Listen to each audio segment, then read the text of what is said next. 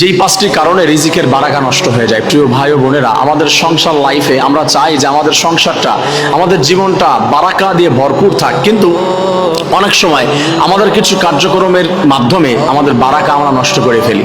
যদিও আল্লাহ রাব্বুল আলামিন আমাদের ভাগ্যে যেটা লিখে রেখেছে সেটাই হবে, কিন্তু আমাদের কিছু কার্যক্রমের মাধ্যমে অনেক সময় ভাগ্য পরিবর্তন হয়, দোয়ার মাধ্যমে, কার্যক্রমের মাধ্যমে। যেমন আল্লাহ তাআলা বলছেন, ওয়ামা আসাবাকুম মিন মুসিবাতিন ফাবিমা কাসাবাত আইদিন নাস।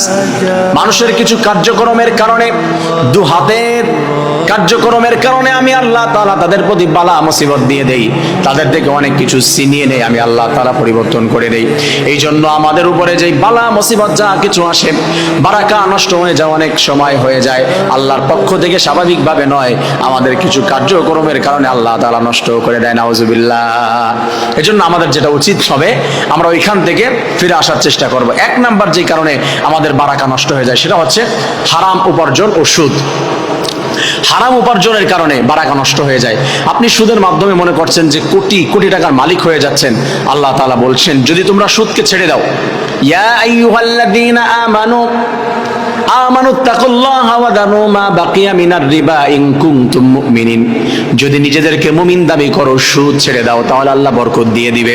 আর যদি সুদ না ছাড়ো, তাহলে তোমরা জেনে নাও, ফাইল্লাম তাফআলু ফাআদানু বিহারবিন মিনাল্লাহি ওয়া রাসূলি। আল্লাহ এবং রাসূল তোমাদের সঙ্গে যুদ্ধ করতে চায়, প্রস্তুতি গ্রহণ করো, আল্লাহ এবং তার রাসূল তোমাদের সঙ্গে যুদ্ধ করবে। আল্লাহ রাসূল যদি আপনার সঙ্গে যুদ্ধ করে, আপনি দাঁড়াতে পারবেন? তার মানে আপনার সব ধ্বংস করে দিবে আল্লাহ তাআলা, বারাকা নষ্ট হয়ে যাবে। দুই নাম্বার যে কারণে বারাকা নষ্ট হয়ে যায়, পাপাচারে লিপ্ত থাকার কারণে।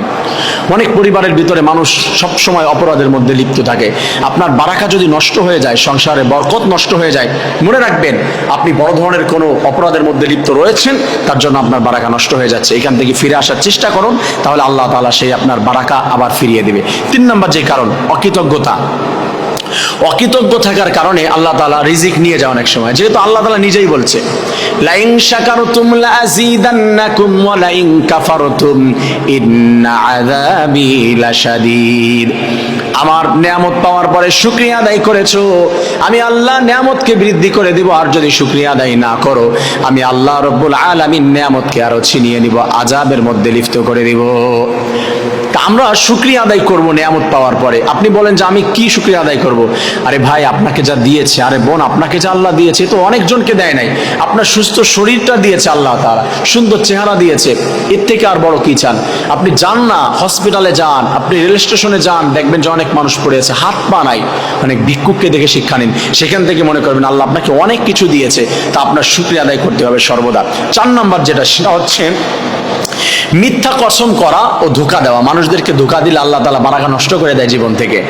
আর কসম করে, কিছু মানুষের অভ্যাস হলো কথায় কথায় কসম করে, কথায় কথায় বলে যে আল্লাহর কসম করে বলছি, বাবার কসম করে বলছি, মায়ের কসম করে বলছি। এরকম অনেক সময় কসম করার কারণে আল্লাহ তাআলা বরকত নষ্ট করে দেয় পরিবারের। এটার থেকে আপনি বি কেয়ারফুল হতে হবে, আপনার দূরে সরে আসতে হবে। পাঁচ নম্বরে যেটা, সেটা হচ্ছে যাকাত আদায় না করার কারণে। আল্লাহ তাআলা বলছে, ওয়াকিমুস সালাতা ওয়া আতুজ যাকাত। আমি তোমাদেরকে যে রিজিক দিয়েছি, তোমরা সেখান থেকে আমার রাস্তায় যাকাত দাও। যদি কেউ যাকাত না দেয়, সাদকা না করে, রব্বুল আলামিন বলেছেন আমি আল্লাহ ওই সম্পদ কেড়ে নিব আর তাদের বরকত নষ্ট করে দেব, নাউজুবিল্লাহ। যেমন কারুনের আল্লাহ সম্পদ দিয়েছিল, আল্লাহ ধ্বংস করে দিয়েছে যাকাত না দেওয়ার কারণে। প্রিয় ভাই বোনেরা, আমরা চেষ্টা করব প্রত্যেকে আমাদের যাকাতগুলো সঠিকভাবে আদায় করার জন্য, তাহলে আল্লাহ তাআলা আমাদের হারিয়ে যাওয়া বরকত ফিরিয়ে দিবে।